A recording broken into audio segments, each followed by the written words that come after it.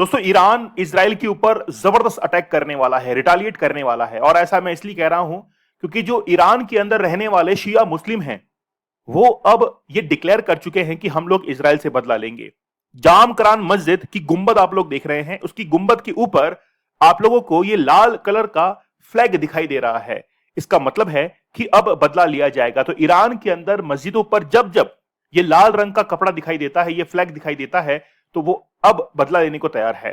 तो मतलब ईरान को नुकसान हुआ है और ईरान की जो न्यूक्लियर फैसिलिटीज है उनको तबाह कर दिया गया है इजराइल के द्वारा। अब जाम करान मस्जिद पर इस तिरंगे का मतलब है कि कहीं ना कहीं कुछ बड़ा होने वाला है। इजराइल और ईरान आपस में अब उलझे हुए हैं, लेकिन आखिरकार इसका रूट कॉज क्या है? ये लेक्चर बड़ा जबरदस्त होने वाला है। मैं आप लोगों से वादा करता हूं कि इस लेक्चर को देखने के बाद कई कंसेप्ट्स आपके क्लियर हो जाएंगे और मैं पर्दे के पीछे छिपा हुआ जो विलन है उसके बारे में भी आप लोग को बताऊंगा कि आखिरकार इसके पीछे विलन कौन है और किस तरीके से उसने कंट्रोल किया है पूरे विश्व को। हर चीज स्क्रिप्टेड है, उसने हर चीज को स्क्रिप्ट कर दिया है, चाहे वो ईरान हो, चाहे वो इजराइल हो, चाहे वो यूक्रेन हो, चाहे वो रशिया हो। हर चीज, हर पूरी फिल्म जो है वो स्क्रिप्टेड है। किस तरीके से तबाह किया गया है, तबाह का मंजर आप लोग देख सकते हैं। इजराइल ने मिसाइल से अटैक किया तबरीज, तेहरान, अराक, करमानशाह, नतांज, जो कि बहुत इंपॉर्टेंट न्यूक्लियर साइट है ईरान के लिए, इस्फहान। यहां पर न्यूक्लियर अटैक यानी कि न्यूक्लियर जो साइट्स हैं वहां पर अटैक किए गए हैं ताकि इनको तबाह कर दिया जाए और तकरीबन इनको तबाह भी कर दिया गया है। तो तबाह की मंजर जो है वो आप लोग देख सकते हैं। 13 जून को जिस तरीके से इजराइल ने अटैक किया, इजराइल कह रहा था भाई हम तो आज नहीं पहले ही इस अटैक को करने वाले थे। इस्माइल कानी को यहां पर खत्म कर दिया गया है, यानी कि इस्माइल कानी जो है उसमें मारे गए हैं। और ईरान के अंदर आप लोग देख सकते हैं कि हर जगह, मतलब रात के समय भी जो है जबरदस्त अटैक्स हो रहे हैं। ये प्लेन किसका है, कौन है इसके अंदर? इसमें है बेंजामिन नेतन्याहू। बेंजामिन नेतन्याहू को उनके एयरफोर्स के जो फाइटर जेट्स हैं वो स्कॉट कर रहे हैं। एक्चुअली में F-16, F-15 जो कि अमेरिकन फाइटर जेट्स हैं वो सारे आज इजराइल के पास में हैं और इजराइल को पूरी तरीके से भर दिया है हथियारों से अमेरिका ने। इसके अंदर बेंजामिन नेतन्याहू है जो कि ग्रीस जा रहे हैं और ग्रीस में जाने के बाद वो अपने आप को सेफ जोन के अंदर लेके जा रहे हैं। तो ये जो पिक्चर है इसको रिलीज किया गया मीडिया के द्वारा कि बेंजामिन नेतन्याहू जो है वो देश छोड़कर किसी सेफ जगह पर जो है वो जा रहे हैं। पीएम मोदी के पास में भी कॉल आया और मोदी ने इस चीज को ट्वीट किया कि received A phone call from PM Netanyahu of Israel. ठीक है, और उन्होंने ब्रीफ किया कि किस तरीके की सिचुएशन है, क्या होने वाला है और मिडिल ईस्ट जो है वो किस तरीके से आग की लपटों में जल रहा है। डोनाल्ड ट्रंप, देखिए बड़ा महत्वपूर्ण व्यक्ति है डोनाल्ड ट्रंप, वो कहता है कि जस्ट डू इट, ये काम करना है। अब कौन सा काम? ईरान को खत्म करने का काम, क्योंकि वो कहना नहीं मान रहा है।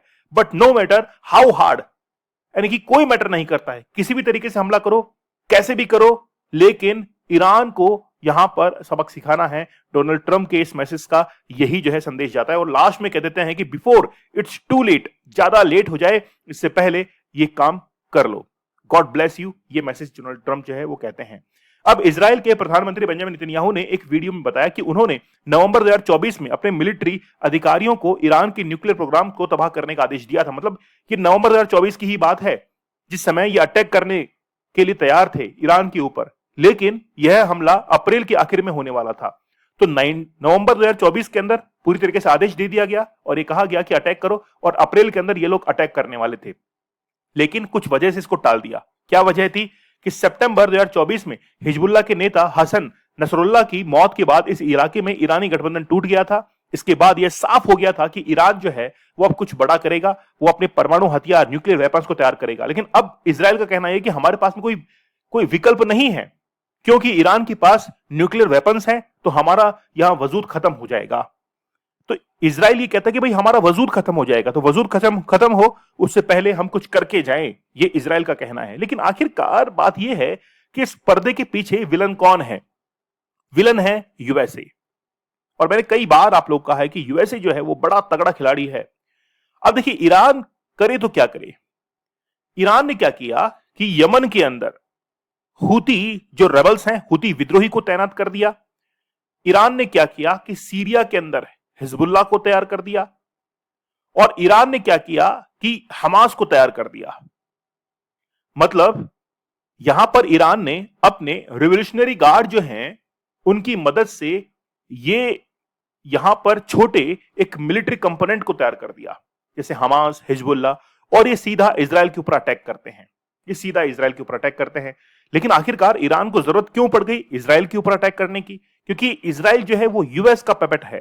तो यूएसए का पैपेट है, यूएसए जो चाहेगा वो इजराइल करेगा। तो यूएसए ने अपना एक बड़ा वेपन तैयार कर लिया। भाई कोई तो न्यूक्लियर वेपन तैयार करता है, कोई मिसाइल्स तैयार करता है, तो एक पूरा का पूरा देश मिसाइल के तौर पर तैयार कर लिया, और वो है इजराइल। और इजराइल क्या करेगा? ईरान के ऊपर अटैक करेगा।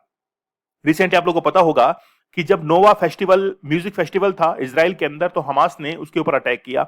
इजराइल ने भी जो है हमास को खत्म करने के लिए गाजा पट्टी को पूरी तरीके से तबाह कर दिया। गाजा पट्टी पर जो लोग हैं, बच्चे हैं, वो अब भूख से मर रहे हैं वहां पर, ठीक है।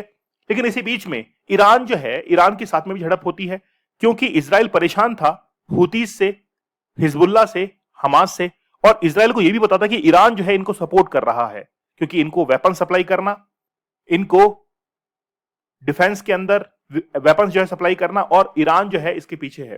तो इजराइल को लगा कि यार ईरान को ही खत्म कर देंगे, ताकि ये हिजबुल्ला सीरिया के अंदर एक्टिव है, ये खत्म हो जाएगा, लेबनान के अंदर एक्टिव है, साथ में यमन के अंदर ये पूरी एक्टिविटी खत्म हो जाएगी। अब यूएसए जो है वो क्या करता है, इजराइल को सारे हर संभव जो वेपन्स हैं लड़ने के लिए वो प्रोवाइड करवाता है इजराइल को। अब एक्चुअली में ये बात शुरू कहां से होती है? यूएस ईरान न्यूक्लियर जो टॉक्स है, यानी यूएस चाहता है कि ईरान के साथ में न्यूक्लियर डील करें। ओमान के अंदर ये डील जो है वो मीटिंग भी हुई थी, लेकिन वो असफल हो गई, कोई इस पर बातचीत नहीं हो पाई थी। तो मार्क रूबियो वहां पर पहुंचे थे। We have been very clear that Iran never going to have nuclear weapon, मतलब ये क्लियर थे, यूएसए क्लियर था कि ईरान कोई भी न्यूक्लियर वेपन जो है वो नहीं बनाएगा। I think that's what lead to the meeting mister Rubio said during the cabinet, मतलब ये कह रहे थे कि हम किसी भी हालत के अंदर इसको नहीं बनाने देंगे, और ये तो अप्रैल की बात थी। लेकिन ईरान जो है वो इसमें रुक नहीं रहा था। Israel would be the leader, मतलब ट्रंप क्या कह रहे हैं कि इजराइल जो है वो लीडर होगा, किसका? जो कि स्ट्राइक करेगा ईरान के ऊपर। मतलब साफ तौर पर दिख रहा है कि यूएसए ने अपना एक वेपन जो है वो तैयार किया इजराइल के नाम पर, और जब कभी भी यूएसए को परेशानी होगी तो वो मैदान में किसको उतार देगा? इजराइल को उतार देगा। और इसी तरीके से आप लोग देख सकते हैं, तो ये टॉक्स चल रही हैं, वो चल रहे हैं कि यहां पर अब एक्चुअल में शुरुआत कहां से हुई? सीआईए ने पहली बार, सीआईए जो है उसने पहली बार इस चीज को एक्सेप्ट किया था कि हमने 1953 के अंदर कू किया था against Iran elected prime minister Mohammad Mosaddegh. तो ये जो आप लोग प्राइम मिनिस्टर देख रहे हैं, ये एक्चुअली में यूएसए का एक पपेट था। ईरान के अंदर ये इलेक्ट हुआ, और 19 अगस्त 2013 को ये बात जो है डिक्लेयर कर दी गई। इतने सालों के बाद में पहली बार सीआईए ने इसको पब्लिकली जो है एडमिट कर लिया था।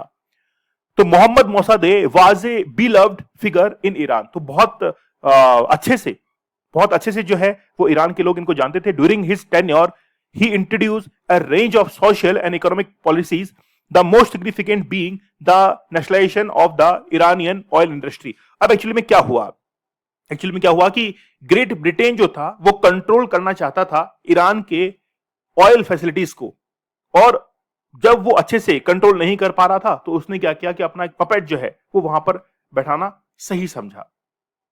तो यहां पर सीआईए ने पहली बार इस चीज को एडमिट किया कि वाकई में हमने जो है वो इनडायरेक्टली ईरान के जो पॉलिटिकल जितने भी मूव्स थे उनके अंदर यहां पर दखलंदाजी की थी।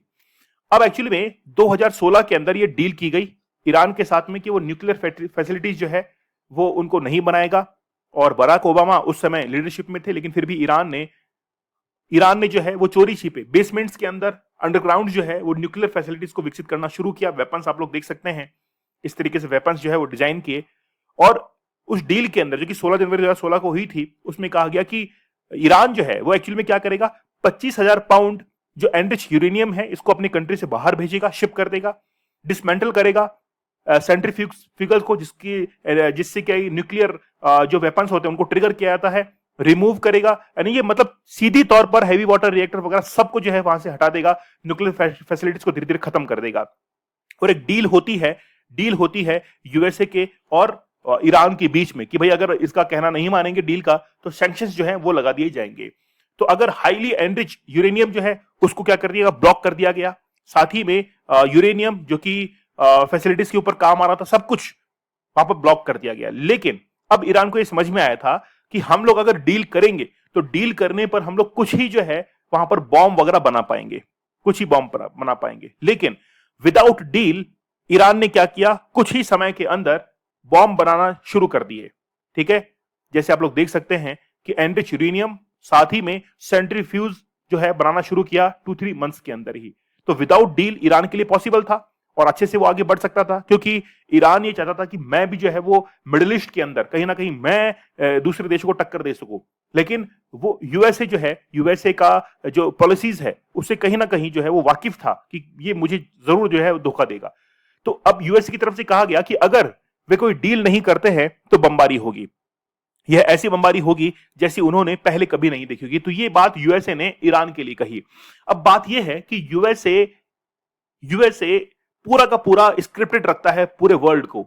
जैसे ईरान के ऊपर हमला करना है, क्योंकि ईरान अपने न्यूक्लियर फैसिलिटीज को एनरिच कर रहा है, बढ़ा रहा है, तो उसने इजराइल को इस्तेमाल किया। अभी वो पाकिस्तान का इस्तेमाल कर रहा है इंडिया के ऊपर, वो यूक्रेन का इस्तेमाल कर रहा है रशिया के ऊपर। तो हर चीज को उसने स्क्रिप्टेड कर दिया है। तो अगर आप लोग इस बात से सहमत हैं तो मुझे जरूर बताइएगा। और ईरान के अंदर बहुत नुकसान हुआ है। अब ईरान जो है उसने 100 मिसाइलें दाग दी हैं इजराइल के ऊपर, और इजराइल ने भी जो है अपने फाइटर जेट्स भेज दिए हैं ईरान के अंदर। तो एक्चुअली में क्या हुआ है, the resistance of axis, Iran ने अपने जो कह सकते हैं कि जो मिलिट्री कंपोनेंट्स हैं, हिजबुल्लाह हुआ, हौतीज हुआ, हमास हुआ, इनको इजराइल के चारों तरफ बैठा रखा है। अच्छा, बीच में एक देश जो है वो फंस गया है, वो है इराक। आप मैप में देखेंगे तो इराक जो है वो इजराइल और ईरान के बीच में फंस चुका है। अब इराक ने यूएन के अंदर जाकर ये कहा कि मुझे यहां पर क्यों जबरदस्ती, जब हमने यहां पर अपना एयर स्पेस बंद कर दिया है तो इजराइल जबरदस्ती हमारे एयर स्पेस को क्यों यूज कर रहा है, हमने तो मना कर दिया है। तो इस बात को लेकर वो यूएन में जाता है। इस बात को लेकर कहां जाता है, वो यूएन के अंदर जा रहा है। अब देखिए, वर्ल्ड के ऊपर तो इंपैक्ट पड़ेगा ही इससे। जो ऑयल की प्राइसेस हैं वो काफी हाई पर जाएंगी। इंडिया को भी काफी प्रॉब्लम हो सकती है, क्योंकि इंडिया के लिए यूरोप के अंदर पहुंचने का रूट जो है वो काफी बड़ा हो सकता है। लेकिन खैर वो एक अदर बात है। लेकिन अभी यहां पर जो रूट कॉज है वो है यूएस और ईरान के बीच में न्यूक्लियर डील जो है वो साइन नहीं हो पाना। और यूएस कह रहा है कि अगर न्यूक्लियर डील साइन हो जाती है तो हम लोग कोई भी हमला जो है नहीं करेंगे। साफ तौर पर जाहिर है कि जो कुछ भी हो रहा है वो यूएसए के कहने पर हो रहा है। आज यूएसए अगर इजराइल को बोले कि भाई हमला रोक दो तो वो हमला रोक देंगे। और आप लोगों को क्या मानना है मुझे आप लोग कमेंट सेक्शन में जरूर बताइएगा। दोस्तों, हमारे 175 डेज के हार्ड चैलेंज जरूर ज्वाइन कीजिएगा। क्विट 75 आप लोगों को ये कूपन कोड यूज करना है, जिससे आप लोगों को डिस्काउंट प्राइस में कोर्स मिलेगा। एक बार आप इस चैलेंज को एक्सेप्ट कीजिए, आपकी लाइफ चेंज हो जाएगी। मैंने इसमें बहुत सारे टेक्निक्स बताई हैं कि कैसे आप लोग पोर्नोग्राफी से दूर हट सकते हैं, दूर हो सकते हैं उसे, और अपनी जो लाइफ है उसमें काफी कुछ चेंज आप लोग कर सकते हैं। मुझे आप लोग टेलीग्राम पर दीपक इंदौर ऑफिशियल पर ज्वाइन कर लीजिए। खास तौर पर इंस्टाग्राम पर मुझे फॉलो कीजिए दीपक इंदौर ऑफिशियल पर। ठीक है, आपको बहुत सारे जियोपॉलिटिक्स से शॉर्ट जो है वो देखने को मिलेंगे।